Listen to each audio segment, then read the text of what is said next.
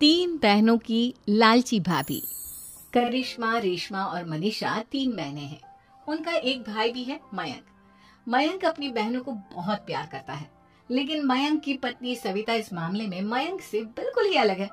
वो अपनी ननदों का जितना बुरा कर सकती है उतना बुरा करती ही रहती है और अपनी ननदों पर हुक्म भी चलाती है। करिश्मा, करिश्मा, तुमने अभी तक नाश्ता नहीं बनाया? तुम्हारे भैया को ऑफिस जाने में देर हो रही है। हाँ भाभी, बस अभी बनाती हूँ। करिश्मा, तुम ये ढीलापन छोड़ दो। कल को पराये घर जाना है। वहाँ अगर तुम इस तरह से काम करोगी तो लोग क्या कहेंगे कि माँ ने और भाभी ने कुछ सिखाया नहीं। और तुम्हारी दोनों बहनें कहाँ हैं? रेशमा मार्केट गई है और मनीषा सो रही है। क्या? सुबह के 8 बज रहे हैं और ये महारानी अभी भी सो रही है? ये कहते हुए सविता अपनी सास दुर्गा देवी के पास जाती है। माँ जी, देख रही हो अपनी बेटियों के तौर तरीके? क्या हुआ बहू, सुबह सुबह क्या कर दिया मेरी बेटियों ने? अरे एक तो अभी अभी उठकर किचन में गई है, दूसरी सुबह सुबह बाहर चली गई और तीसरी अभी तक सो रही है। क्या करूं मैं इन तीनों का? मैं तो परेशान हो गई हूँ। जा जाकर उठा उसे और रेशमा से मैं बात करती हूँ।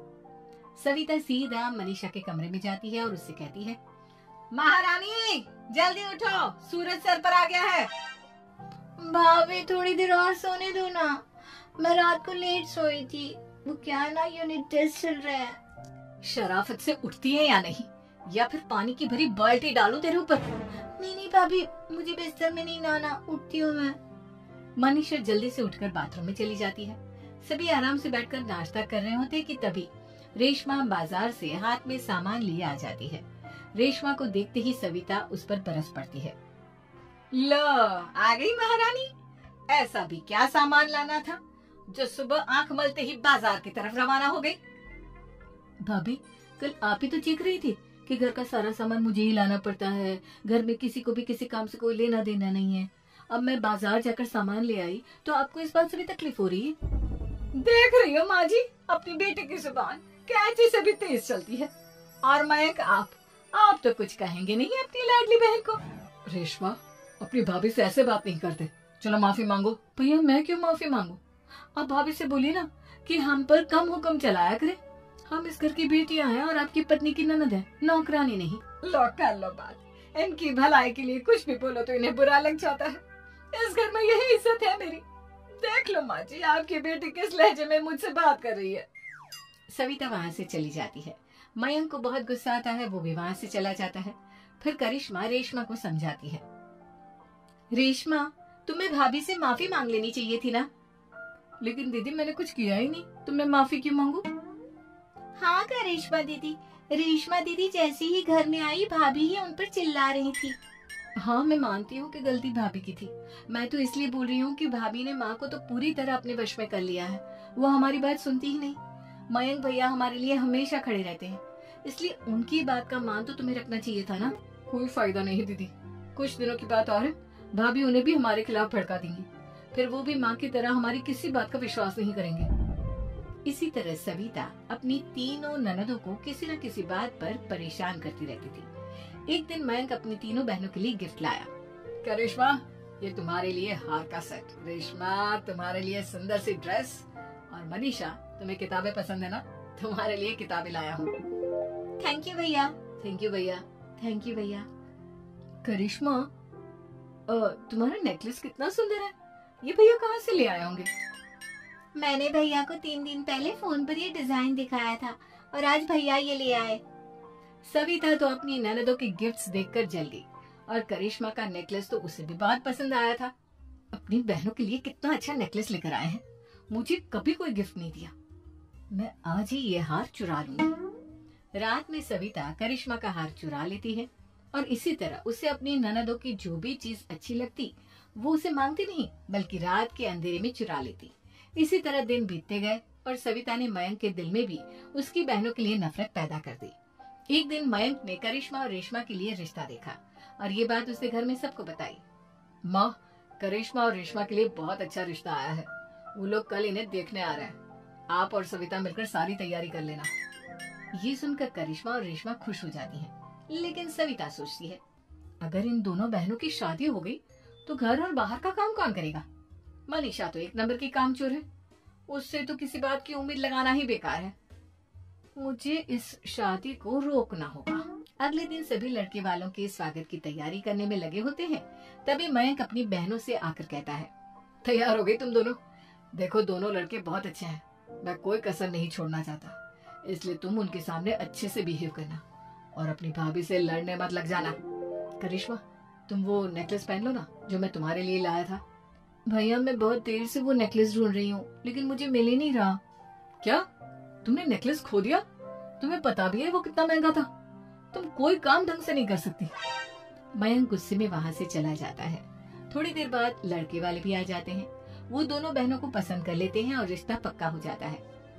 लेकिन सविता के दिमाग में तो कुछ और ही खिचड़ी पक रही थी। वो पंडित जी के पास करिश्मा की कुंडली लेकर जाती है और उन्हें पैसे देकर करिश्मा की कुंडली बदलवा देती है। जब लड़के वालों के पास करिश्मा की कुंडली जाती है तो वो दुर्गा को फोन करते हैं। बहन जी, हमने करिश्मा की कुंडली अपने पंडित जी को दिखाई थी। आपकी बेटी की कुंडली नहीं बल्कि दोषों का पिटारा है। देखिए, मैं और मेरे पति इन सब बातों में बहुत विश्वास करते हैं, इसलिए हम आपकी बेटी से अपने बेटे की शादी नहीं करा सकते। इस तरह करिश्मा का रिश्ता टूट जाता है और सभी घर वालों को बहुत दुख होता है। अब कविता सोचती है, चलो करिश्मा का तो रिश्ता टूट गया, अब रेशमा का भी रिश्ता तोड़ना है। क्या करूं? अब सविता आवाज बदलकर किसी अननोन नंबर से रेशमा के होने वाले ससुराल में फोन करती है। हेलो, मैं कौन हूँ कौन नहीं ये आपके लिए जानना जरूरी नहीं। बस इतना सुन लो कि रेशमा का 2 साल से किसी के साथ अफेयर चल रहा है। बस रेशमा का रिश्ता तोड़वाने के लिए सविता का इतना कहना काफी था। अब रेशमा का भी रिश्ता टूट गया। मयंक और दुर्गा देवी ने रेशमा को खूब खरी खोटी सुनाई और उससे बार बार उस लड़के के बारे में पूछने लगे।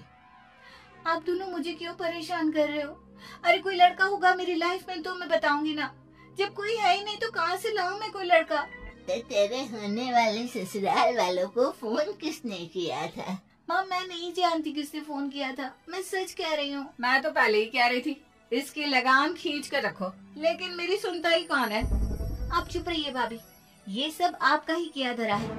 अब तीनों बहनों को विश्वास हो जाता है कि ये सब उनकी भाभी ही कर रही है। तीनों बहनें अपनी भाभी को सबक सिखाने के लिए एक वकील कर लेती है और घर में हिस्सा मांगा। देखो भैया, माँ बाप की जायदाद में जितना बेटों का हक होता है उतना ही बेटियों का, इसलिए इस घर के 4 हिस्से होंगे और हमें अपना हिस्सा चाहिए। मैंने तुम्हारे लिए क्या क्या नहीं किया और तुम इस घर में हिस्सा मांग रही हो? भैया, आप और माँ हम बहनों की कोई बात नहीं सुनते हो और भाभी हमारी शादी नहीं होने देगी क्योंकि उन्हें लगता है कि आप हमारी शादी में ज्यादा पैसा लगाओगे और उन्हें हम जैसी फ्री की नौकरानी कहाँ मिलेगी। तो हम भाभी के साथ तो रह नहीं सकते, हम बहनों को अपना हिस्सा चाहिए। अरे तुम्हें शर्म आनी चाहिए अपने भाभी पर ऐसा इल्जाम लगाते हुए। वो तुम्हारे बारे में कितना सोचती है। हाँ माँ, भाभी हमारे बारे में बहुत सोचती है, दिन रात बस यही सोचती रहती है कि किस तरह से अपनी तीनों ननदों को परेशान करूं और कभी मुझे पढ़ने भी नहीं देती। दोनों बहनों का रिश्ता भी तो इन्होंने ही तोड़वाया है और रात में हमारे कमरे में आकर हमारी चीजें भी चुराती हैं। इसी तरह सविता की तीनों ननदें अपनी बात पर अड़ी रही। अब कोर्ट में तारीख भी शुरू हो गई। जब सविता को लगा कि उसकी तीनों ननद इतनी आसानी से नहीं मानने वाली, तो उसने अपने पति और सास को सारी सच्चाई बता दी और अपनी तीनों ननद से माफी मांगी। मयंक और दुर्गा को भी अपनी गलती का एहसास हो गया। अब सविता खुद करिश्मा और रेशमा के लिए अच्छा रिश्ता ढूंढती है और उनकी शादी करवाती है।